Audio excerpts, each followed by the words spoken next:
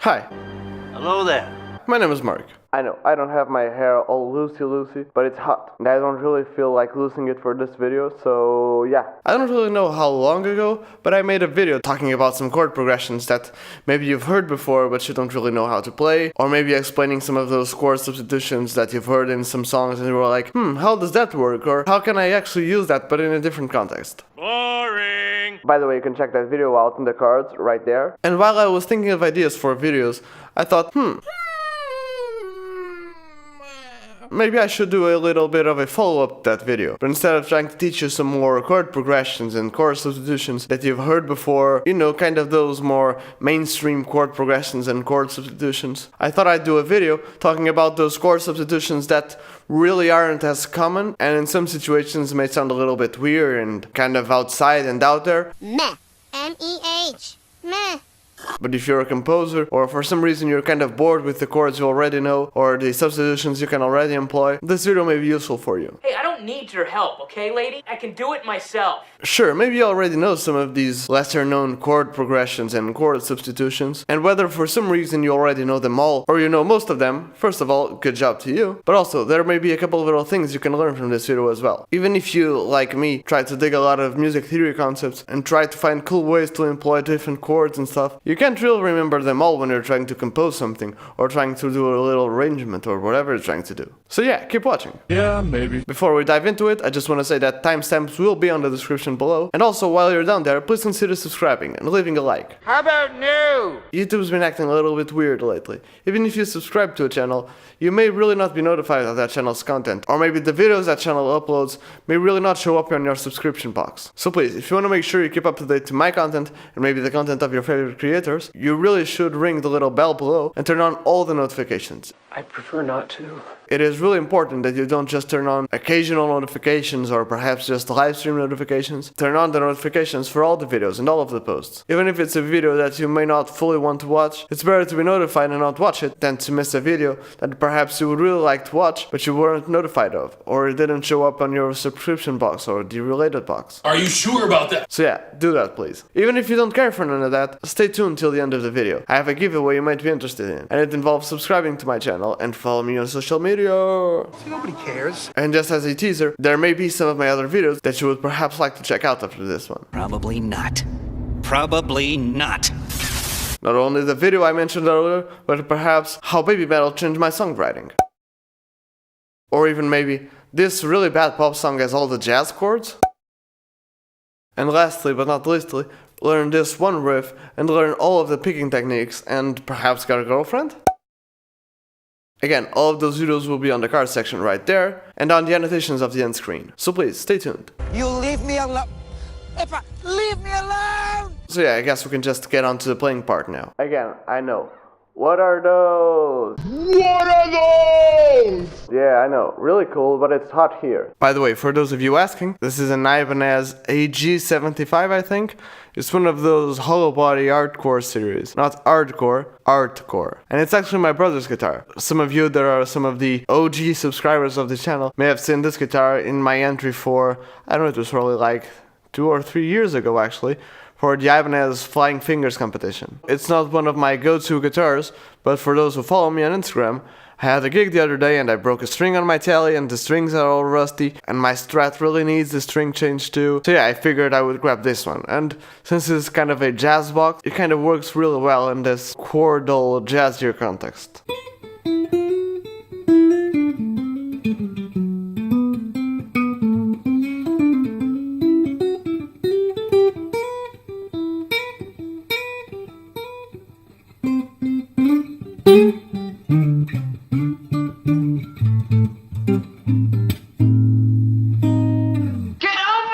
If for some reason you're watching this video, and if you're not aware of what a chord substitution is, and perhaps you don't really want to check out that other video I mentioned before, basically what a chord substitution is, you take a chord you already have, for instance, let's say C major, and you trade it for a chord that has almost every note. For instance, if you have C major, if you do A minor 7, it has the same notes. The C from the A is the only note that's different. Let's say for instance you have a chord progression like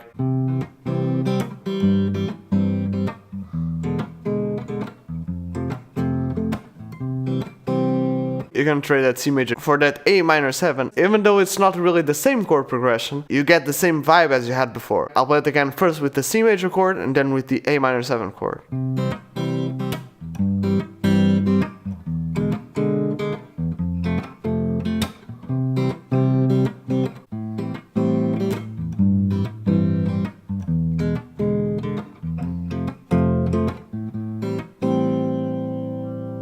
And chord substitutions can be really helpful in some situations. In some situations, you can completely revamp a song. But again, you can find more about it in the chord section right there, watching the video I mentioned before. Getting to the more juicier stuff, for instance, a chord substitution that I like to do really often, is to substitute a dominant 7th chord by an augmented chord. For instance, let's say that you have this chord progression. A minor,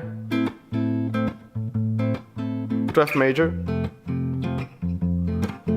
to E dominant 7th. You could also play it in this position.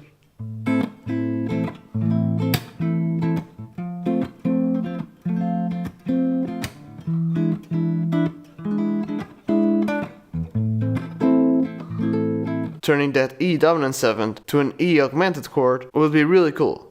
If you have E dominant 7th in this position,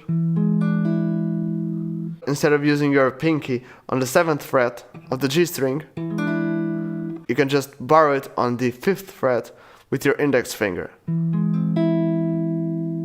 For those who are not aware of this gibberish, you may want to check out my other video on music theory explained for guitar. Ain't nobody got time for that. But if you don't know what an augmented chord is, basically you have your major triad, right? You have your minor triad. And if you raise the 5th of your major scale, or the 3rd note of your major triad,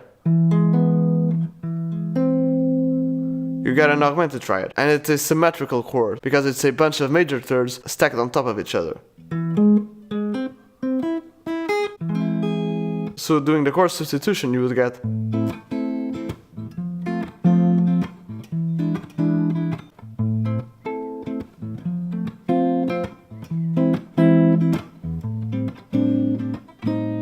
as you can hear, it's not really a completely different sound or a completely out there chord.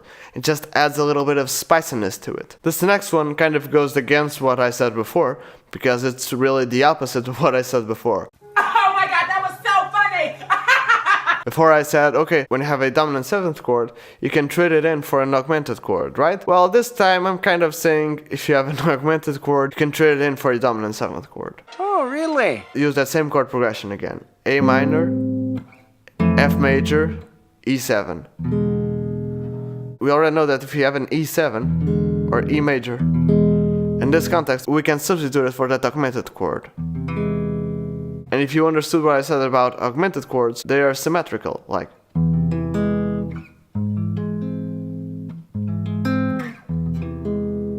They really have the same notes. E, C, E again, and G sharp, E, G sharp, C.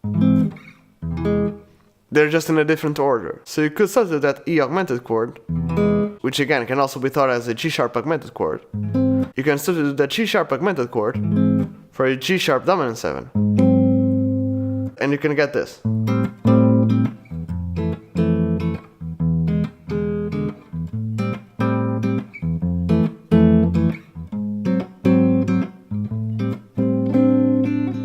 Again, it kind of adds that bright darkness. I know, bright darkness, what the fuck, right? And if you're doing the latest chord substitution, you could also add that flat 13. It would also work as well, because you're adding that E, right? Please proceed, Governor. This next one, and again, it may sound kind of crazy to use this chord progression again. But there's also some cool kind of chord substitutions you can do here. But this one is more generally focused on this particular chord progression. You can do a ton of substitutions with a diminished chord. For instance, instead of going from F major to E major, you can go from F major to F diminished. And you would kind of get the same vibe if you look at this E major chord and you look at the F diminished chord. It's really the same chord with one note different. This is kind of how it would sound like.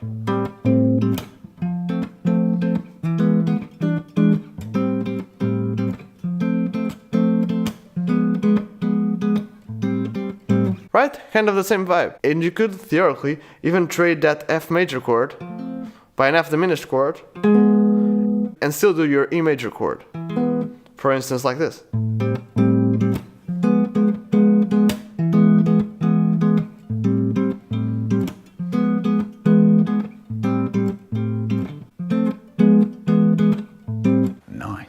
Again, for those kind of more OG fans, I have a song that I composed for the Guitar Idol contest, and it's actually on my channel, you can check it out. It's called Harsh Weather, and there's this little section where I do.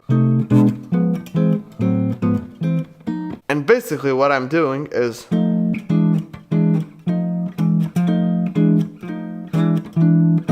I'm doing this little chord substitution first, which again is that F dominant 7.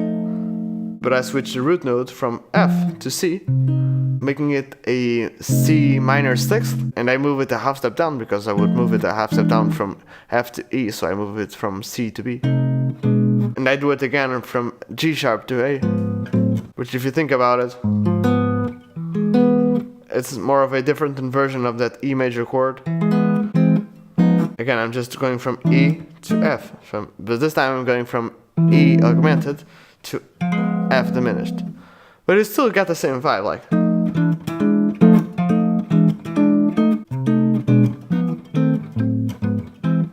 At least to me, it just makes things much more interesting. Good for you. I was actually talking about this to a friend the other day, and I was saying, okay, like, if you have a melody and you want to play a C chord over that melody, that's totally fine. But you gotta make that decision. You gotta say, okay, I want to play that C chord over that melody because you're making a conscious decision of, okay, that's the sound I want. Not just play, for instance, a C chord because you want to know how to play a C chord, or a C chord is easier to play. Maybe if somebody shows to you, instead of playing a C chord, they show you an F sharp minor 7 flat 5. Let's say that, for instance, you prefer the F sharp minor 7 flat 5. Since you don't know you can play that chord, or maybe you didn't really thought of, oh, maybe I could switch that chord up, the song wouldn't really grasp its full potential. Yeah. Another chord substitution you could do, let's say that maybe you have a chord progression like a 1, 6, 2, 5 in C major, for instance.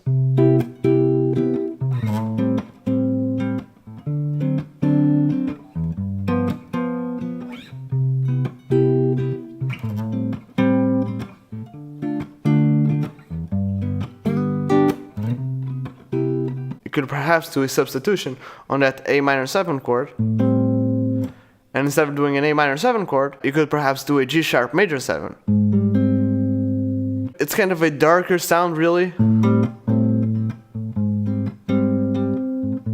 And again, it kind of depends on the melody note that's going along with that chord substitution. But yeah, it's something you can try out. Some of you could, I guess, think of this as some kind of a tritone substitution, I guess. It's not really a tritone substitution. I mean, I guess you could kind of think of it as...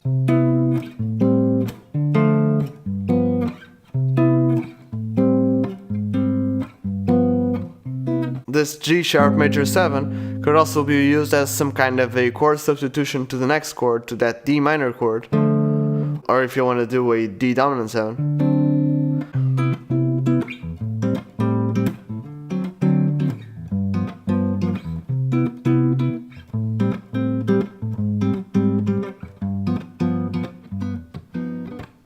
They really don't have any notes in common with this chord and this chord. But you could perhaps add that little D, that sharp 11th, and you would have some more notes in common between the two chords. But yeah, if you like the sound of it, try it out for yourself. Oh, that's fancy! Lastly but not leastly, another chord substitution I like to do is to switch a minor 7 flat 5 chord to a major 7 chord. If you look at this shape for the minor 7 flat 5 chord, you can get a major 7 chord just by lowering the root.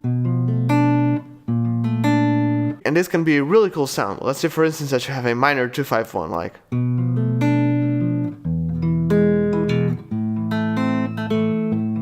You can substitute that B minor 7 flat 5 for a B flat major 7 and get kind of a similar vibe, but again, it gives a completely different context to the notes you're playing, making it some kind of a completely different sound. I'll play the regular one and then the chord substitution one.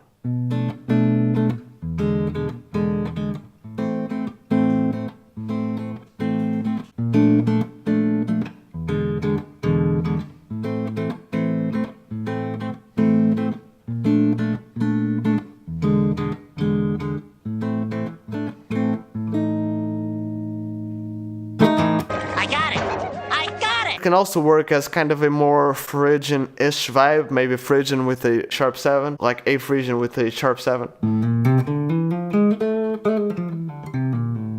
Or even maybe when you're playing.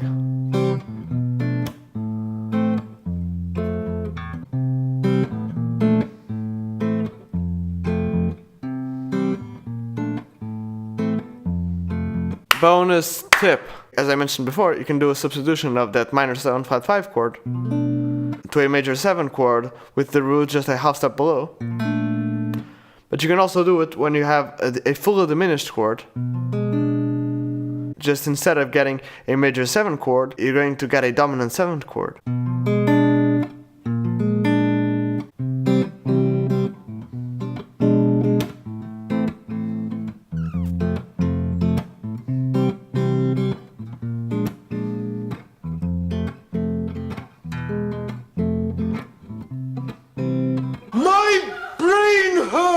Thank you so very much for watching. And if I was able to help you out in any way possible, or perhaps you've learned a chord substitution that you perhaps haven't thought of before, was there some kind of chord substitution or chord progression that you were particularly fond of? Do you have any other chord substitutions that perhaps you'd like to share? Was there something I missed? Something I should have said? Do you have any suggestions for what kind of videos I should make? Don't forget to leave it in the comments below. Oh, hell no! As always, I'm giving away free one-on-one Skype lessons. And anyone can enter, but they are limited though, so you gotta be fast. Slow down! I want to get there, but I want to get there alive! And all you have to do to win one free Skype lesson and discounts on future lessons is to subscribe to my channel, turn on all the notifications, follow me on Instagram, like my Facebook page, and then DM me on one of the social media, with screenshots proving that you've did everything mentioned before. You underestimate my power! And yeah, I guess that's it. Again, thank you so very much for watching, consider subscribing, maybe checking some of my other videos out, and cheers!